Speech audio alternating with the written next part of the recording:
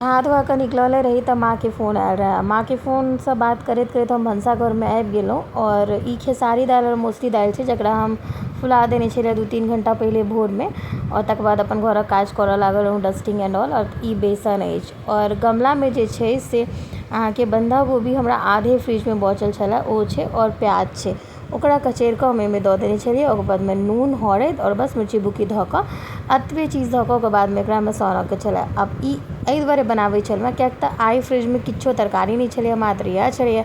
तऽ सोचलहुँ की बनायल जाय, और मोन भेल दालि भात भुजिया नहि बनाबऽके, तऽ सोचलहुँ कि किछु तरकारी बनायल जाय। तऽ बंधा गोभीके कचरी ने नीक लागै छै, हल्का सा प्याज और बंधा गोभी मिला देबै तऽ। तकर बाद जेना जेना बेसन और खेसारी दालि कम बेसी लागैत गेल तेना तेना ओहिमे जे छै से और ऐड करैत गेलहुँ जाहिसँ बढ़िआँ बनै। दोसर बात, खेसारी दालि और मौसरी दालि हम बेसी कऽ कऽ फुला कऽ पीस लै छी, जे फ्रिजमे राखि दै छी, जे कखनो केओ आयल तऽ पकौड़ा बनाबऽमे आसानी होइ छै ताहि दुआरे।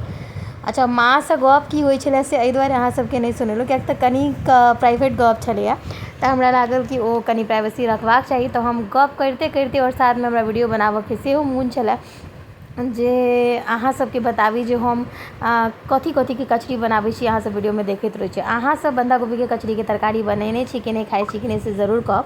मोस्टली लोग प्याजके कचक तीमन बनाबै छै, लेकिन ओहिमे किछु किछु और ऐड कऽ देबै तऽ नीक लगतै। तकर बाद एम्हर हाथ धो कऽ हम सबटा सानि कऽ ओकर बाद सीधा कचरी तड़ऽ लए हम चढ़ा देलियै। कचरी जे एतऽ तड़ऽ लए चढ़ा देलियै तऽ तड़ैत रही और माँ से गप लम्बा चलिते रहै। माय बेटीके गप तऽ बुझिते छियै ने, कोन और कोन टॉपिक पर चलैत रहै छै से माये बुझि सकैए और बेटिए बुझि सकैए। शुरू कतऽ होइ छै और खत्म कतऽ होइ छै, लेकिन काज तऽ रुकबाक नहि चाही किएक तऽ ई खाना खाय लए एथिन। तऽ एम्हर देखियौ कचरी हम तड़ै छलहुँ हेँ, गप करै छलहुँ हेँ, दुनू अपन अपन अथीसँ काज होइ छलै। हमरा ओनाहु बेसिकली काज करैत करैत गप करऽमे नीक लागैए कहू, या गप करैत करैत काज करऽमे नीक लागैए कहू, तऽ इक्वले छै। हमरा नीक लागैए, मोन लागैए ओहिमे। और बीचेमे हिनकर फ़ोन आबि गेल तऽ माँके फ़ोन राखि कऽ हिनकोसँ पुछलहुँ जे कतेक काल लागत। हम भात पहिले बना कऽ राखि लेने रही जाहिसँ कि सिर्फ तरकारी बनतै और खाना लगा लेब। ओहि सङ्गमे हम भाटाके प्याज और टमाटर दऽ कऽ सेहो भुजिया बनेने छलहुँ हेँ। 2टा भाटा छोटकी छोटकी छलै ताहि दुआरे, किएक तऽ भाटा ने अंशके पसन्द छै ने हिनका पसन्द छै। कनि टेस्ट मात्र ओहो आग्रह करबै तऽ कऽ लेता से छै, ताहि दुआरे। तऽ ओकर बादमे एम्हर कचरी एक घानी तरि कऽ काज कऽ लेलहुँ, दोसर घानी तरि रहल छी। ई कचरी बनाबऽके खेसारी दालिके पीछा हमरा लॉजिक बहुत बेसी किछु नहि अहाँ सब लए बताबऽके, बस इएह छै कि अगर अहाँ इंस्टेंट बनाबैत जाओ खाइ जाओ ने तऽ खेसारी दालिके कचरी जे होइ छै ने से बहुत क्रंची होइ छै। और देखियौ तरे तरे जे हम तेल छै, हम अपना भरि कोशिश केलिए जे कमसँ कम तेलमे तरी, तऽ समय लागै छै तऽ ओहिमे तरैत गेलिए। एम्हर मसालामे प्याज और टमाटर, लहसुन, बस इएह छलैए। ओकरा हम पहिले भुजनाइ चालू कऽ देलहुँ और आधा टमाटर बचा कऽ राखि देने छलहुँ हेँ, जाहिमे कि जीर और ओहिके सङ्गमे जे छै से धन्नीके बुक्की धऽ कऽ और टमाटर धऽ कऽ फेर आधा टमाटरके हम पीस लेलहुँ। ओहिसँ कनि नीक पिसा जाइ छै ताहि दुआरे।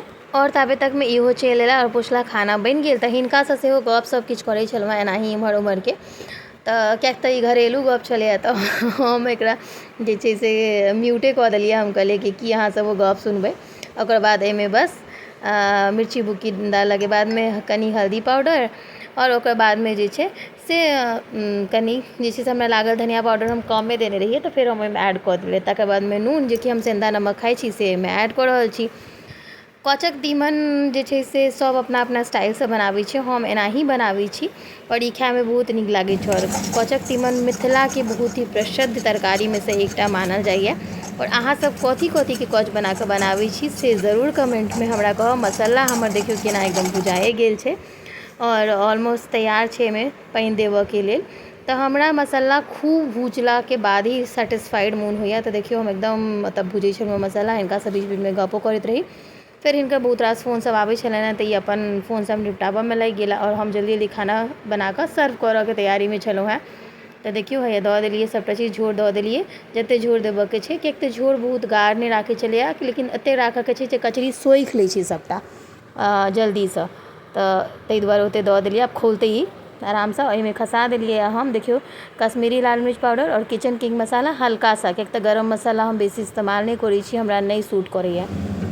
और हैया देखियौ झोर धऽ कऽ आब जहन खौल जेतै तहन एहिमे कचरी खसेबै। और कचरी खसबऽ कालमे हम अंशके और अंशके पप्पाके जे छै एकटाके कचरी दऽ एलियनि। बस एकटा कचरी दैत देरी अंशके पप्पा वापस आबि गेला। कचरी हमरा ओनाही नीक लागल।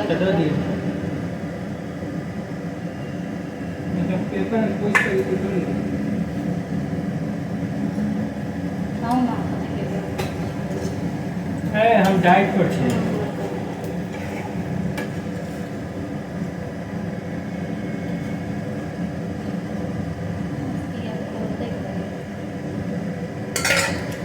बाकी तऽ अहाँ सब बुझिए गेलिए जे कचरी के तरकारी खा कऽ और कचरी खा कऽ डाइट पड़ै छथिन से। और इम्हर जे छै से हम खाना निकालनाइ स्टार्ट कऽ देने रही, किएक तऽ तरकारी के खोल गेल छलैए पूरा, और गरम गरम तरकारी और भात खाइमे नीक लागै छै। तऽ बस एतऽ थारी तैयार भऽ रहल है, भात ओहिपरसँ कचरी जे हम अपना लए निकालने रही दूटा से, दही और भाटाके भुजिया जे हम प्याज और टमाटर दऽ कऽ बनेने छलहुँ हेँ, तकर बादमे हैया कचक तीमन लगा लेलहुँ हेँ। अहाँ सबके वीडियो केहन लागल कमेंटमे